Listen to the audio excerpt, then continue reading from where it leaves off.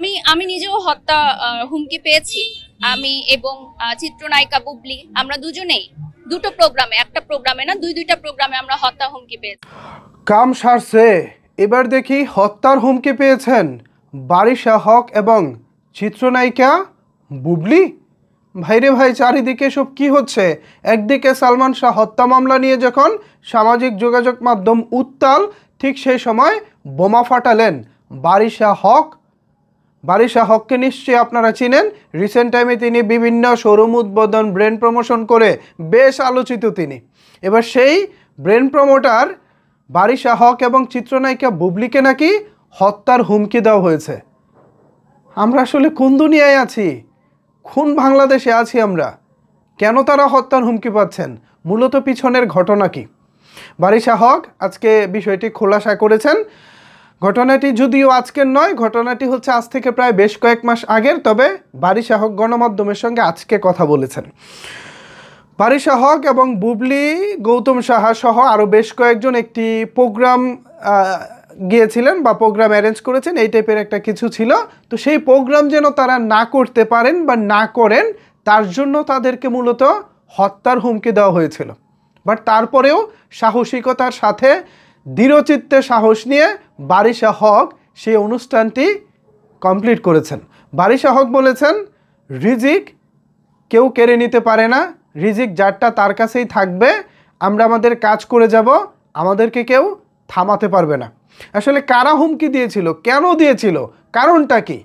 এর জবাবে বারিশা হক বলেছেন, মূলত আমরা যারা লিডিং পজিশনে আছি, বিভিন্ন ব্র্যান্ড প্রমোশন, বিভিন্ন প্রোগ্রামে আমরা যারা যুক্ত হই, আমাদের তো এখন একটা অবস্থান তৈরি হয়ে গেছে।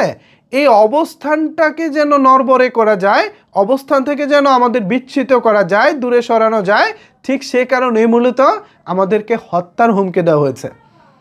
বাপরে বাপ, বিষয়টা তো ভাই একদম মানে ভয়ঙ্কর ব্যাপার হয়ে গেছে।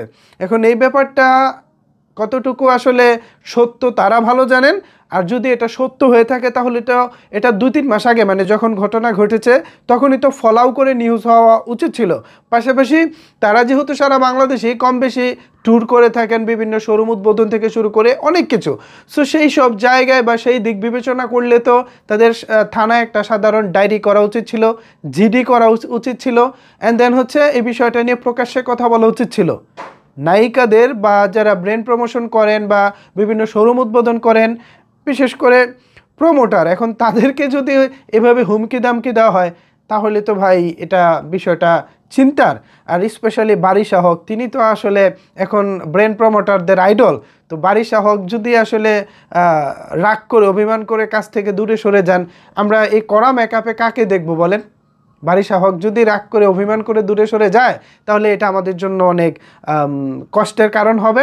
সো আমি চাই না বারিশা হক আপনি আমাদেরকে যেভাবে বিনোদন দিচ্ছেন, যেভাবে আনন্দ দিচ্ছেন, এই আনন্দটা মিসিং হয়ে যাক।